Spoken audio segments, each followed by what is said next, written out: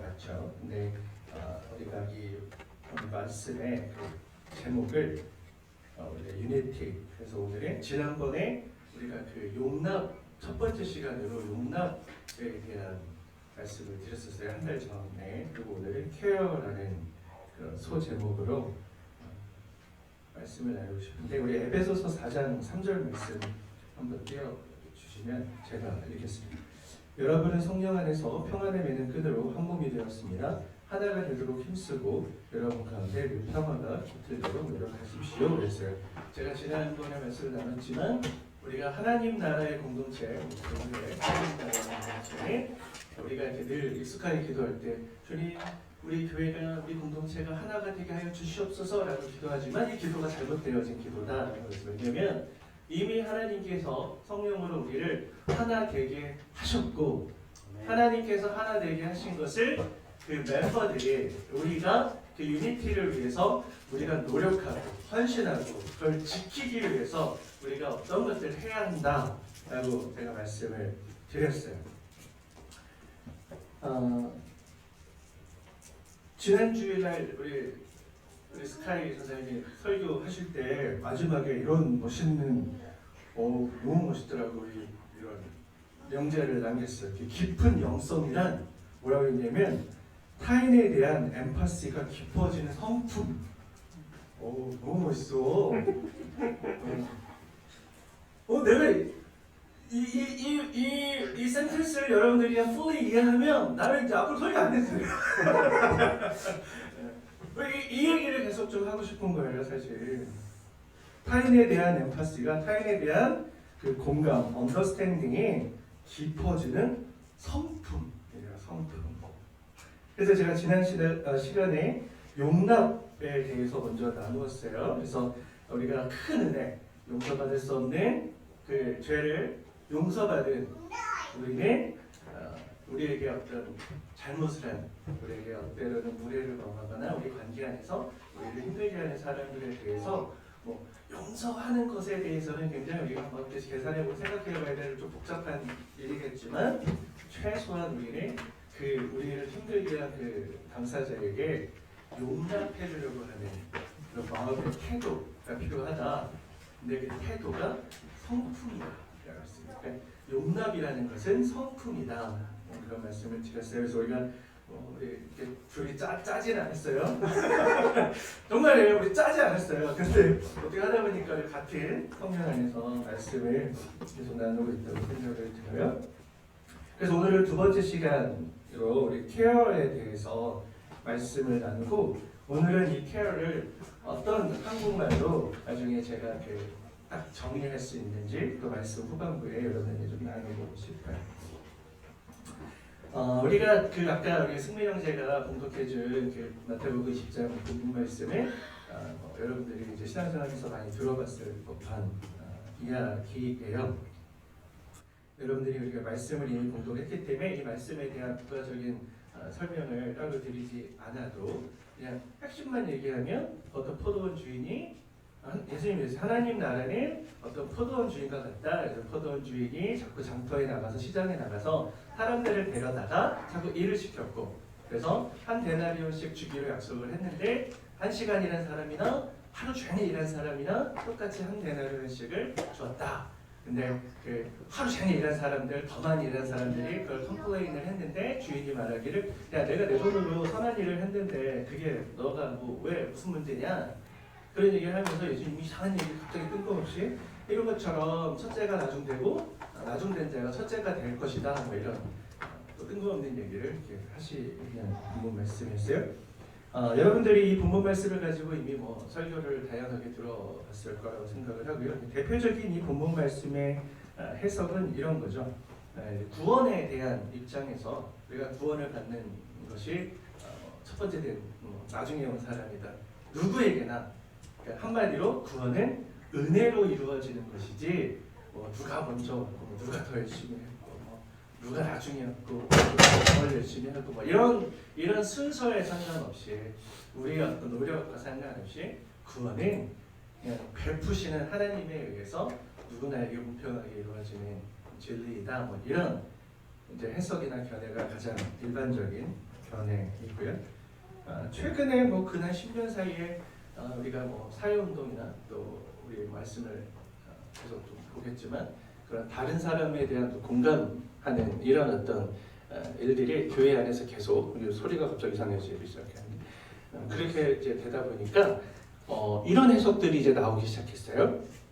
저도 뭐 이런 해석에 대해 동의를 하는데 처음에 아침에 가서 그 이제 시장에 가서 포도 주인이 아침에 가서 어떤 사람들을 데려다 일을 시키고 또 다음에 가서 또 어떤 사람들을 데려오고 그러면 이제 일이 끝나기 6시에 이제 일이 끝나는데 5시에 데려온 사람들은 아마 우리가 한번 생각해보기에 추측하기에 장애가 있는 사람들이 아니었을까. 네. 그러니까 인력시장 같은 거 있잖아요. 그 시장이라는 여기서 말하는. 그래서 시장에 갔더니 처음에 아침부터 데려온 사람은 신체 건강하고 멀쩡한 사람들을 먼저 데려와서 일을 시키고 근데 주인이 또 나가보니까 또 그보다 좀 난 사람들 데려오고 근데 점점점 뒤로 갈수록 오후 이제 5시 해가 질 때가 됐는데도 아직 일을 하러 가지 못한 사람들은 뭐 장애가 있거나 어떤 그런 몸이 불편한 사람들이 아니었겠는가. 그러나 이 주인이 얼마나 선한 사람인지 그런 사람들까지 다 챙겨서 일을 잠깐이라도 하게 하고 똑같은 일상 하루 품삯 한 데나리온씩을 이렇게 주었다. 그래서 우리가 교회 공동체나 또 하나님 믿는 우리가 이렇게 몸이 불편한 또 마음이 불편한 사람들을 우리가 이렇게 도와야 한다. 이런 어떤 주제, 이런 어떤 교훈으로 이 본문 말씀을 얘기하기도 해요. 저도 이 말씀에 굉장히 동의를 해요. 근데 오늘은 제가 좀 다른 비슷하지만 결은 비슷하지만 좀 다른 좀 맥락에서 이 말씀을 좀 더 보고 싶은 거예요. 대부분의 이 본문 말씀에 대한 이제 해석이 그러니까 포도원 주인이 어떤 일을 했는가. 그래서 막 그 일어난 사건들 있잖아요. 재미난 사건들 막 왜 똑같이 한 단어로 하시겠지? 왜 이런 일이 일어났지? 막 이런 unfair한 거 뭐가 fair한 거지? 막 이런 이슈에 대해서 우리가 계속 말씀에서 집중을 하지만 예수님이 오늘 본문 말씀 1절에서 분명히 이렇게 얘기하셨어요. 우리가 집중해야 될 것은 뭐였냐면 하나님 나라는 어느 한 포도원 주인과 같다.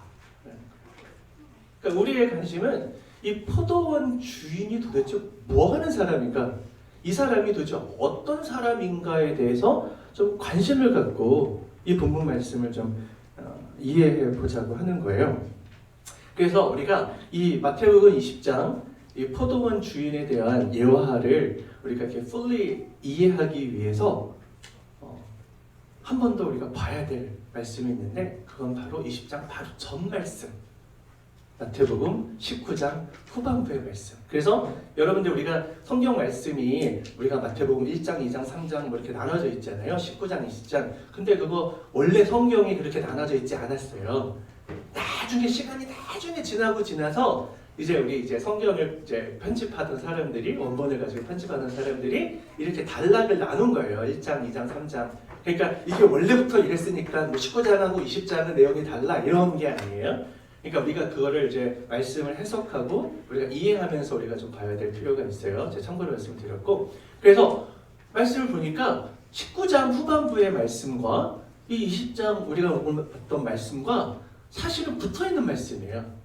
한 사건, 한 어떤 상황 안에서 일어난 말씀이에요. 19장 말씀 후반부에 어떤 말씀이 있냐면 제가 이렇게 말씀에는 근데 제가 간략하게 얘기하면 여러분들이 많이 알고 있는 그런 말씀이에요. 어느 날 예수님께 그 부자 청년이 예수님을 찾아와서 이렇게 물어봐요. 선생님, 선한 선생님, 내가 어떤 선한 일을 해야 영생을 얻을 수 있겠습니까? 이렇게 물어봐요.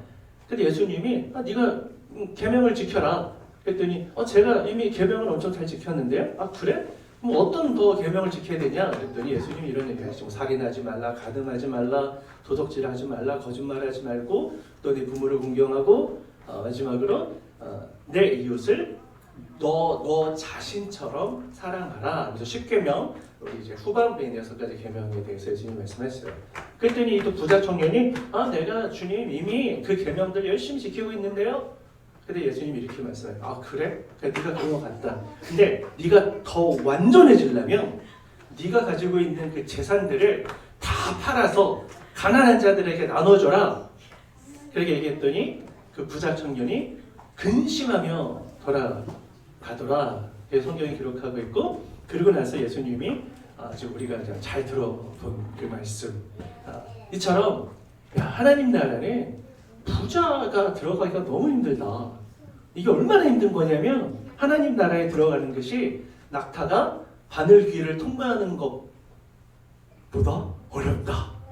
뭐 이런 의미심장한. 그러니까 옛날에 어떤, 여러분 거 아세요? 어떤 그 책 중에 바늘귀를 통과한 부자 이런 어떤 목사님이 그런 책을 쓰셨어요. 그래서 어쨌든 anyway, 그래서 이렇게 부자가 하나님 나라 들어가는 것이 어렵다 이런 말씀을 하셨더니 뭐 베드로가 그러면 이게 무슨 말씀입니까? 주님은 어떻게 해야 됩니까? 뭐 그러면서 이제 뭐 하나님이 예수님은 이제 하나님은 하실 수 있다. 그러면 예수님 우리처럼 모든 것을 버리고 주님을 따른 자들은 주님 좀 그러면 좀 좋겠네요. 그래, 너네들이 나를 위해서 빚도 버리고 밭도 버리고 뭐 심지어 뭐 가족도 버리고 막 이러면서 막 헌신한 사람들에게는 더 큰 2배, 3배, 뭐 4배의 상급이 있을 거다.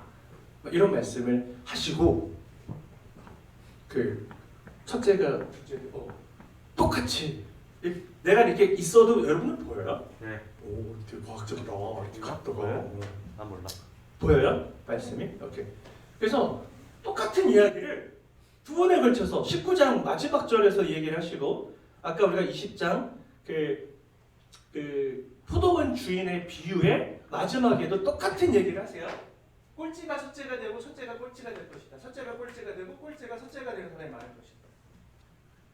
그리고 저는 제 얘기가 맞죠. 그러니까 19장 이 부자 청년의 이야기 사건과 이 사건에 바로 이어서 예수님이 이 포도원 주인에 대한 비유를 말씀하셨어요. 그렇죠? 그러면서 이 사건을 마무리하면서 첫째가 꼴찌가 되고 꼴찌가 첫째가 될 것이다. 그리고 포도원 주인 비유를 마치면서도 첫째가 꼴찌가 되고 꼴찌가 첫째가 될 것이다. 자, 그러면 다시 돌아와서 포도원 주인, 예수님이 포도원 주인의 비유를 통해서 우리에게, 또 제자들에게, 당시의 제자들에게 가르치고자 하셨던 그 메시지는 뭐였을까?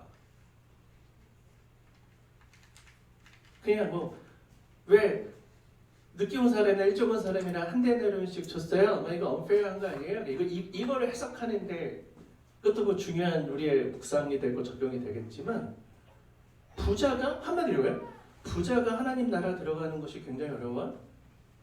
이 사건 이후에 포도원 주인에 대한 이야기를 하셨다는 거예요. 이게 개연성이 있어야 됩니다. 개연성이란 말이 여러분 무슨 말인지 아세요? 그러니까 이게 연관되어지는 이야기인데 우리가 이걸 연관되어져서 생각해 본 적이 없었던 것 같다는 거예요. 결론부터 보면 이거예요. 그러니까 당시에 좀 그 예수님 당시 시대의 문화를 좀 이해할 필요가 있는데, 여러분 포도원을 소유하고 있다는 것은요, 당시로 말하면 삼성 이건희 회장 네. 돌아가셨죠. 네. 뭐 우리 아빠가 짐 패티슨이에요. 예를 들어서 그러니까 지금으로 따지면 포도원 주인이라는 거는 짐 패티슨 정도 되는, 짐 패티슨이 우리 이 BC주에서 제일 부자라고 하잖아요. 그러니까 포도원을 소유하고 있다는 건요, 굉장한 부자예요. 이 사람이 지금 포도원 주인이 지금 뭘 하고 있는 거냐면, 이 포도원 주인이 부자가, 이 사람이 그냥 살아도 되잖아요. 부자가. 그렇잖아요. 자기가 소유하고 있는 거 이거에 관심 갖고 이거를 좀 더 농작물을 더 어떻게 하면 잘할까? 어떻게 하면 조금이라도 품삯을 덜 줘서 내가 더 이윤을 남길 수 있을까? 이게 부자들의 일반적인 그 자본주의의 관심이잖아요. 근데 이 포도원 주인은 이상한 사람인 거예요. 이 사람이 뭐 한가해서 그런지 모르겠지만 아침에도 시장에 가서 일할 사람이 없나 찾아. 그러니까 우리가 자꾸 포커스를 우리가 다 자본주의에 세뇌를 당해가지고 말씀을 좀 이상하게 우리가 좀 보려는 경향이 있던 거죠. 그러니까 이 사람이 이 포도원 주인이 내가 비즈니스를 하려고 자꾸 나가서 사람을 데려오고 그게 아니라는 거예요. 이 포도원 주인의 관심은 뭐였냐면 한 데나리온이라는 그 당시에 그 예수님 당시의 그 돈의 가치는 한 사람이 하루 일해서 버는 그 품삯, 하루 일해서 버는 품삯이라는 거예요. 그러니까 이 포도원 주인이 시장에 나가서 하루 버는 사람, 그 먹고 사는 사람들을 데려다가 일을 시키는 거예요. 그리고 좀 있다가 또 나가서 사람들이 여전히 시장에 있는 거예요. 우리 여러분들이 이 본문 말씀 영어 성경을 보거나 또 원어에 좀 더 가까운 표현을 보면 그 시장에 있는 사람들이 어떤 사람이냐면 빈둥거리는 사람들이었다고 얘기해요. 그러니까 뭐 그분들이 꼭 장애가 있었다고 볼 수도 있지만 그냥 게을러가지고 남들 일할 때 일 안 하고 그냥 제가 이제 일하는 곳이 이제 그 이렇게 마약에 완전 이제 심취해 계신 우리 이제 어떤 사람들의 시선에는 정말 막 사회에 막 악이고 네, 그런 사람들 제가 이제 돌보는 일을 하잖아요. 아직 뭐 그런 사람들일 수도 있겠어요.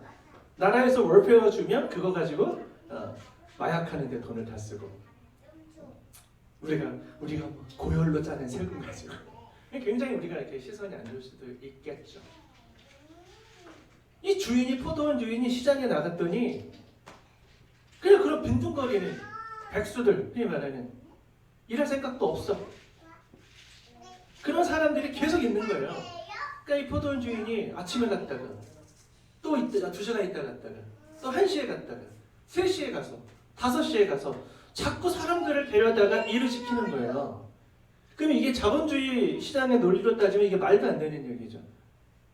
이 사람이 그러면 어떻게 이 포도원 주인은 망해요. 이렇게 사람들을 고용하면 말도 안 되는 얘기를 하고 있는 거죠. 그럼 우리가 생각해봐야죠. 이 포도원 주인의 관심은 여기서 예수님이 말씀하시고 싶은 이 포도원 주인이 어떤 사람이냐면 이 사람은 성공한 어떤 부자, 자본주의자가 아니라 이 사람의 관심은 이 사회에 살아가고 있는 당시 이 사회에 살아가고 있는 그날 벌어 그날 그 품삯을 없으면 먹고 살 수 없는 그런 사람들이 사실은 당시에 대다수 국민의 대부분 유대인들이 대부분이 그런 사람들. 포도원 주인이 관심은 어디 있냐면 부족하고 불편한 사람들이 먹고 살게 해주는데 관심이 있는 사람. 내가 부자로서 부자인 포도 주인의 관심은 사람들이 상관없어요. 말할 이 사람이 뭐 게으르던 혹은 뭐 부지런하던 이 사람이 장애가 있던 이 사람들이 빈둥거리는 그런 건달이던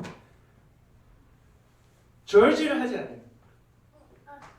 그냥 이 사람들을 그냥 어떻게 하면 데려다가 어떻게 1시간이라도 그냥 이 게으른 뱅이를 이 뭐 술에 쩌든 저 막 술을 먹고 하루 종일 술 취해서 저러고 있는 저 한 사람이라도 어떻게 쓰든지 데려와서 네가 1시간만 여기에 있다가만 가라. 그래 내가 너 품삯 줄게. 너 그래야 먹고 살지 않냐.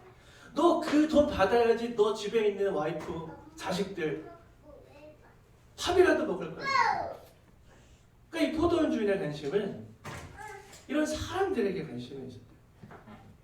제가 이렇게 이 말씀을 좀 보게 된 계기가 부자 얘기를 했다고 그랬잖아요. 예수님 이 전 사건에 이 부자 청년에게 요구한 게 뭐였냐면 그냥 부자가 하나님 나라가 들어가는 게 이렇게 힘들어. 마치 낙타가 바늘길에 통과하는 것만큼 어려워. 근데 그 부자 청년이 그 얘기를 예수님이 너 가진 거를 다 팔아서 가난한 사람들에 나눠줘라 그 얘기를 했을 때 부자 청년이 근심하며 들어가서 예수님이 얘기를 했다고 그랬죠. 여러분 부자로 사는 것이 힘들어요. 그래서 여러분들 부자가 안 되기를 제가 축복하면 안 되겠죠. 그래서 나온 책이 바늘길을 통과한 부자. 오케이, 그 부자가 돼. 근데 오늘 본문 말씀에서 얘기하는 것처럼 이 포도원 주인 같은 부자가 돼라는 거죠. 근데 꼭 여기서 말하는 이 부자가 꼭 뭐 돈이 많은 사람만 의미하는 건 아닐 수 있겠죠.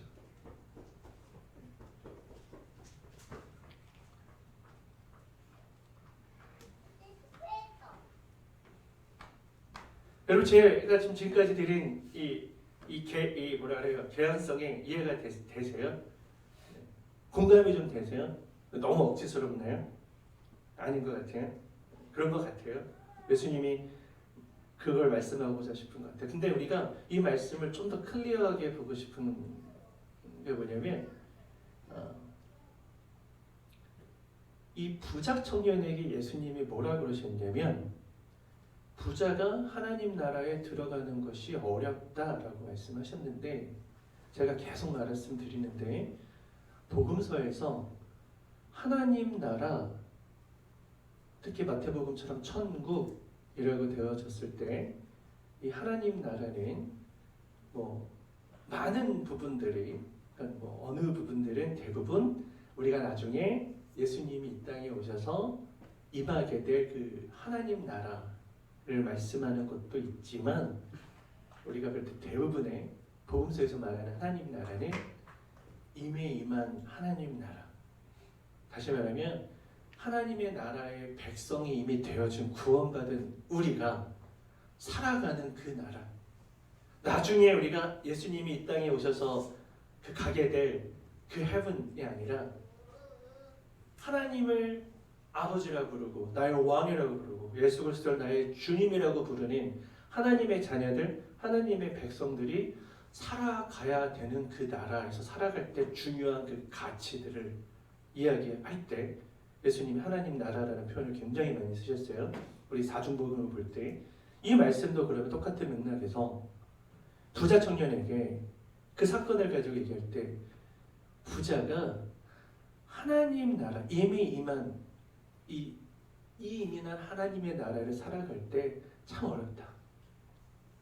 왜냐하면 부자들은 다른 사람에게 내 이웃을 내 몸처럼 사랑하라고 하셨잖아요. 그것이 너무 힘들어요. 내가 가진 게 많으면 많을수록 그것이 뭐 돈이 아니라 무엇이든 그러면서 포도원 비유, 포도원 주인 비유로 말씀하신처럼 근데 이렇게 하면 돼. 너가 부자니? 그럼 그렇게 하면 돼. whatever. 이 사람들이 어떤 사람인지 상관없이 너가 가진 것들을 그 사람들의 필요를 챙기면 돼. 하나님 나라 공동체를 하나님 나라를 살아가기 위한 우리에게 요구되어지는 가치, 그 필요라고 하는 거예요. 결국 제가 이 19장 말씀 후반부 부자 청년에 대한 이야기와 또 포도원 주인의 비유 이 말씀을 이렇게 묶어서 이 말씀을 정리하면서 여러분에게 도전하고 싶은 그 오늘의 두 번째 주제 제가 유니티를 우리가 위해서 우리가 지켜야 되고 노력해야 될 것 첫 번째 용납하는 것 말씀드렸다 그랬고 오늘은 그래서 케어에 대해서 말씀을 드렸는데 이 케어라는 단어를 나도 깜짝 놀랐네. 영어 사전에 케어 이렇게 쳐봤더니 제가 본 영어 사전이에요. 뭐 모든 게 그렇다는 거 아니에요. 어떤 단어가 나왔냐면 그 다음 것 배려라는 단어가 나오더라고요. 배려. 여러분 배려라는 단어 하면은 떠오르는 이미지가 이런 거잖아요. 이렇게 그 배려하는 거 뭔가 이렇게 내가 양보하는 거. 아 내가 배려 좀 해. 막 저 사람 좀 배려 좀 해. 그러니까 그 사람을 내가 최소한도 관심까지는 가져주는 거. 다른 사람을 이게 배려라는 거잖아요. 근데 제가 그러니까 우리 저희 아이들이 딱 그 다스리만 했을 때인가 그보다 어렸을 때 뭐 그만할 때 이 와이프가 우리 아이들을 그 성품 공부 그러니까 성경 성품 공부를 하는 것을 집에서 이제 성경 공부를 했었어요. 근데 거기에 그때 배웠던 그 이 한 가지 성품 중에 하나가 배려라는 게 있다는 이 배려에 대한 이 정의를 보고 너무 충격을 받아가지고 늘 마음이 새기고 있었어. 너무 멋있어. 한번 볼래요? 같이 한번 읽어볼래요? 같이 시작. 나와 다른 사람 그리고 환경에 대하여 사랑과 관심을 갖고 잘 관찰하여 보살펴 주는 것. 이 좋은 나무 성품학교라고 옛날에는 이 제목이 아닌데 여기가 이제 좀 더 이제 법인이 커지면서 이렇게 좋은 나무 성품학교라고 됐는데 보세요. 나와 다른 사람 그리고 환경에 대해서 사랑과 관심을 갖고 잘 관찰하는 것까지를 우리는 배려라고 생각하잖아요. 근데 배려는 보살펴 주는 것이 포함돼요. 예수님이 부자 청년에게 요구하셨던 것 배려. 이 포도원 주인이 지금 뭘 하고 있었냐면 배려를 하고 있다. 내가 아닌 다른 사람. 저는 개인적으로 사실 제가 이런 얘기 하기 뭐 우리 가족이 있어서 부끄럽지만 사실 왜 그러냐면 왜냐하면 노력을 해보려고 생각은 해요. 환경운동은 저는 교회가 가장 앞장서서 해야 된다고 생각을 해요. 환경운동, 자연보호하는 일들에 대해서 자연을 배려해야 되는 하나님이 창조하신 이 세상의 질서를 우리가 배려해야 돼요. 자연에 대해서, 환경에 대해서 사랑과 관심을 갖고 잘 관찰을 보살펴줘요. 또 요즘에 많이 이슈되고 있는 사회적인 이슈 중에 우리 동물 보호하는 강아지, 우리 애완견들뿐만 아니라 자연 속에 있는 동물들, 마치 자연과 마찬가지겠지만 이런 일들에 대해서 우리가 교회가 크리스찬들이 더 관심을 갖고 보살펴주는 일들, 그것들을 배려해야 하는 일들, 저는 마땅히 하나님 나라를 살아가는 우리들의 의무라고 생각해요. 그래서 이 배려는 성품이 되어야 돼요. 그러니까 제가 앞으로 또 몇 번 더 하겠지만 이 모든 설교를 그냥 박원전 선생님 지난주에 한 방에 정리했어요.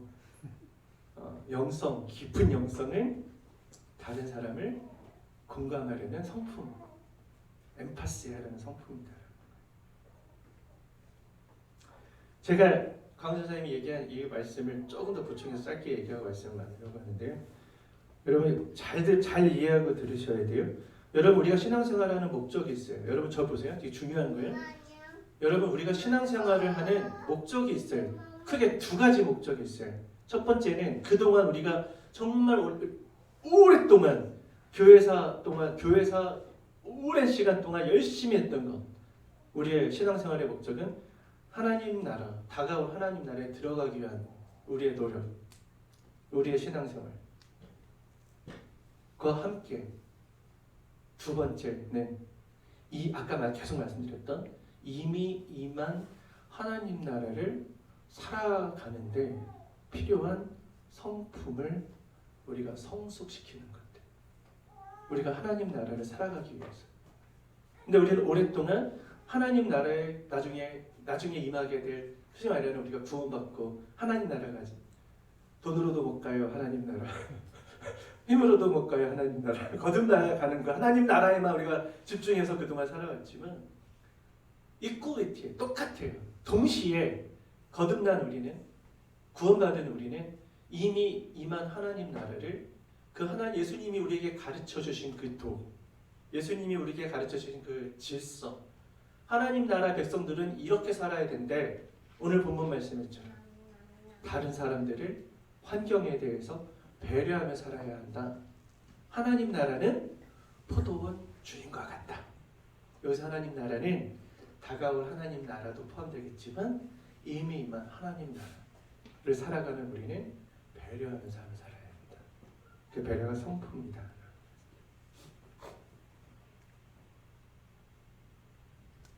이렇게 살아갈 때 우리가 다른 사람들을, 또 우리 사회 환경을 배려하며 살아갈 때 어떤 일들이 일어나면, 여러분 성경에서 같은 내용을 두 번 언급할 때는 별표 3개, 5개인가? 네. 너무너무 중요한 말씀. 예수님이 반복해서 2번 얘기하셨다. 우리가 이렇게 배려하며 살아갈 때 어떤 세상이 오냐면 첫째가 나중될 건가요? 첫째가 나중되고 나중된 자가 첫째가 되는 세상. 여러분 이거 볼 때 저는 어렸을 때 그냥 이렇게 순위라고 생각을 했거든요.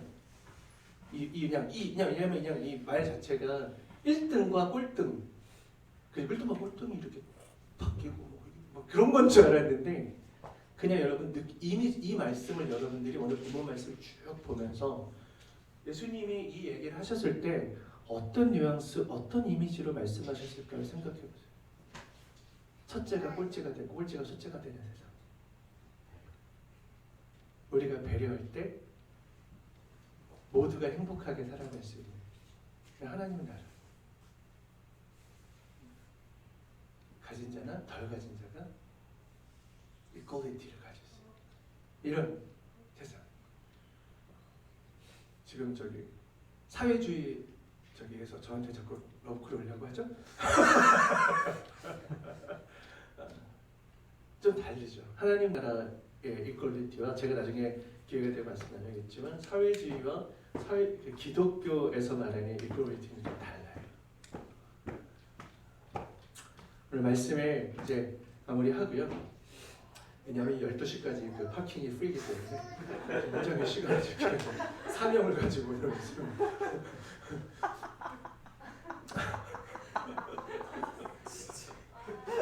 한 번도 반응 못하니 여기서 오늘 저기 자매님하고 같이 와야 돼. 기도를 해주고 싶어요. 같이 기도 우리 잠깐 할게요. 말씀을 다시 한번 좀 생각해 보면서 여러분이 최소한 당장 그렇게 살아가라고 말씀드리고 싶지는 않아요. 오늘부터 그러면 배려하는 삶을 사세요. 아니요, 성품은 여러분, 성품은 고된 훈련, 그 고난의 시간을 통과하게 될 때 비로소 얻어지는 게 성품이에요. 훈련이 필요한 거예요.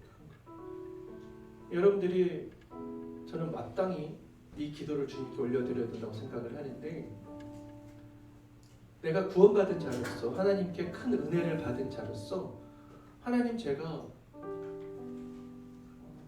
예수님을 닮는 성품을 가진 사람이 되기를 소망합니다. 그래야 그 소망하는 마음으로 성품을 가지고 이 하나님 나라를 살아가고 싶습니다. 주님의 성품을 저에게 가르쳐 주십시오. 그렇게 기도했으면 좋겠어요. 소원하면서. 그러면 여러분 인생에 그런 시절들이 올 거예요. 때로 너무 힘들어요. 그 고난의 시간을 통과한다는 것은 쉽지는 않아요. 그래서 주님 우리에게 주신 은혜가 있죠. 교회를 주셨다고 전 믿어요. 그 고난의 시간을 통과할 때 너 혼자 헤쳐나가는 것이 아니라 교회가 함께 서로 위로하고 용기를 북돋아주고 서로 의지하면서 함께 주님 앞에 기도하면서 그 시간들을 넘어갈 수 있도록. 여러분 신앙생활하면서 교회 안에서 누구 때문에 힘들어서 나 교회 난 안 다닐 거예요. 그건 잘못된 저는 논리라고 생각을 해요. 그럴수록 그 안에서 하나님의 나라의 성품을 배우고 예수님의 성품을 배우고 서로가 용납해 주기로 결정하고 오늘 본문 말씀 나눈 것처럼 우리 안에 있는 사람들 중에 배려가 필요한 사람이 없나 늘 살피고, 저 사람이 도움이 필요한 것 같으면 기꺼이 내가 누릴 권리를 포기하고 내가 좀 더 희생해주고, 오늘같이 비 오는 날 비 맞고 걸어가는 형제를 보면서 참아가지 못하고 내가 너 집까지 라이드 해줄게. 이런 작은 배려들. 나는 우리 교회가 먼저 이런 정서로 가득 찼으면 좋겠어요. 여러분들 말씀을 다시 한번 여러분 마음에 새기면서 함께 그런 소원하는 마음으로 주님 저를 예수님 성품 닮는 사람 되게 해주세요. 특히 여러분 말씀처럼 주님 제가 사람과 환경에 대해서 배려할 수 있는 그런 제가 되게 해주십시오. 이런 마음을 가지고 기도하고 싶습니다. 같이 기도하겠습니다.